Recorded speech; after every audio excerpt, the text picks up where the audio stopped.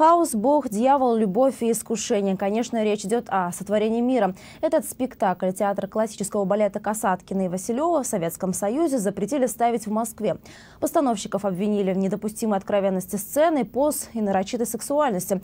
Сегодня сотворение мира продолжает идти на лучших сценах мира, а накануне был показан в Татарском театре оперы и балета. Здесь продолжаются гастроли театра классического балета Касаткина и Василева. Знаменитую постановку увидела Полина Кострицкая. Спектакль «Сотворение мира» на музыку Андрея Петрова был поставлен в 1971 году. Наталья Касаткина и Владимир Василев первыми в Советском Союзе начали ставить балеты современных композиторов – Каретникова, Стравинского, Петрова. Не боялись экспериментов и в хореографии, и в костюмах. Были замечания совершенно чудовищные. Во-первых, наденьте на Адама и Еву юбочку.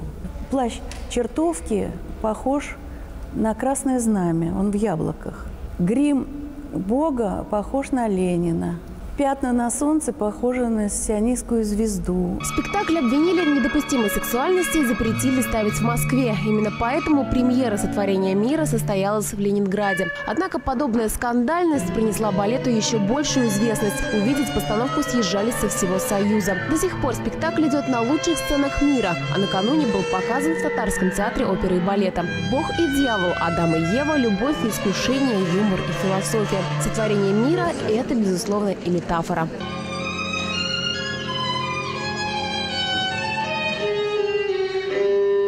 Гастроли театра классического балета Касаткина и Василева в Татарском театре оперы и балета продолжатся до 23 ноября. В выходные казанцы увидят постановки «Маугли» и «Золушка». Полина Кострицкая, Игорь Романов, столица.